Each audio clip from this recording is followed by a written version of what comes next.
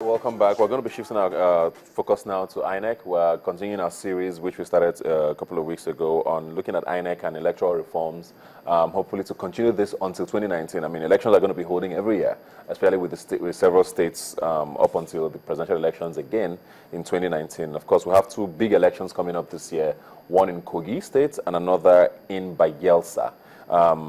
The INEC leadership has changed. This will probably be their first test to see how they can improve on things from the last chairman of INEC, Professor Atahiru Jaga. But I have here with me Bukola Ogunyemi to talk about this. Thanks for being here today. Thank you. Have you seen, what's the body language of INEC telling you right now about how they are preparing for these elections coming up?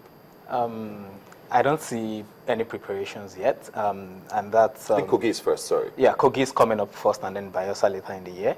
But as usual, nothing seems to be happening. Nobody seems to be aware that we're actually holding elections, and that's because technically there's still a vacuum in leadership at INEC. What we have now is an acting chairman, yeah. And then there's still a whole lot of back and forth on whether it should be confirmed or not. So right now there is even really nothing. So many of the INEC commissioners that worked with Professor Jega, their tenures are expiring this month, so they won't be around and then we need to bring in new faces who would take some time to learn the ropes and all that. So it's a big concern that we have governorship elections coming on, and we seem to have gone back to sleep. Yeah, but what do you want to see them doing right now? What's it you want them to be focusing on? We used permanent voters card for the last elections, and going by the turnout for the elections, we had about 67 million registered voters and only 31 million people came out to vote. That's less than 50%.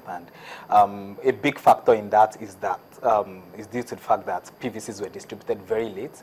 And since that time, since we had the general elections, INEC hasn't resumed distributing PVC. So there are still a whole lot of people who don't have their permanent voters card yet and might be disenfranchised if we don't kickstart that process right away to make sure people in Kogi and Bayelsa, now that we are not focusing on the entire nation, it's very easy to just focus on those two states and say, go out again, PVC collection has resumed. But should it be something that's continuous? Collection of PVC? Well, even registration, I mean, we call it continuous voters registration, CVR, which wasn't continuous in any way, and same with PVC.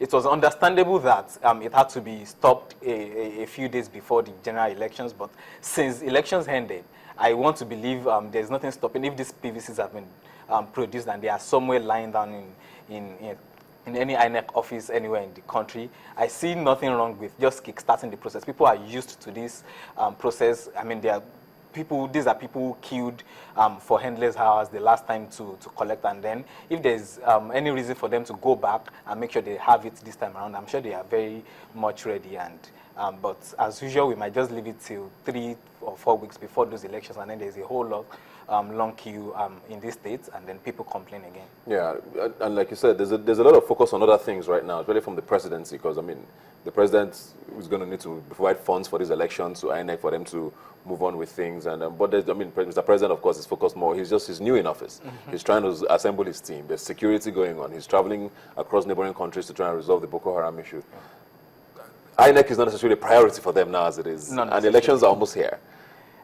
not necessarily. And if you also look at the fact that he is here because he spent about the last 1 year preparing for that single March 28th election, he's not really very much interested in another election right now because it doesn't concern him as such. I mean, just went through that whole process, which is why, like I said, if Mrs. Amina Zakari is going to be confirmed as INEC chairman, we need to get that out of the way as soon as possible. I know Mr. President is taking his time in doing a lot of things, especially as regards appointments, but we need to know that some things are more urgent than the others, some things are more pressing than the others. INEC is not a body that you can suspend till you find your time to actually attend to it, because they have their own processes, and they need to get their own processes sorted out of the way as soon as possible. And if you look at it, yeah, I know there has been lots of complaints from the opposition, it seems to come up with every appointment the president makes these days about him being biased and all that and all that. But if you look at the person we have there right now, she's very much capable to do the job. So I really see nothing we are waiting for. She was an integral part of Professor Jega's tenure in making sure the 2015 elections were successful, and would be having a departure, of course, from having professors as head of INEC.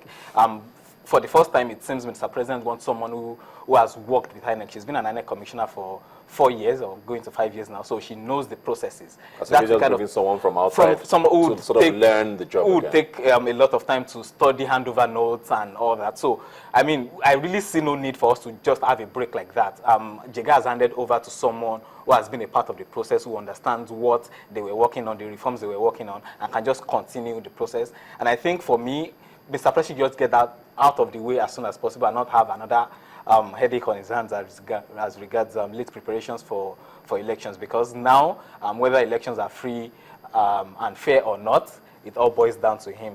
You don't want to be accused of delaying elections to favor your own, delaying preparations for elections to favor your own party in any way. So you should just get that sorted out.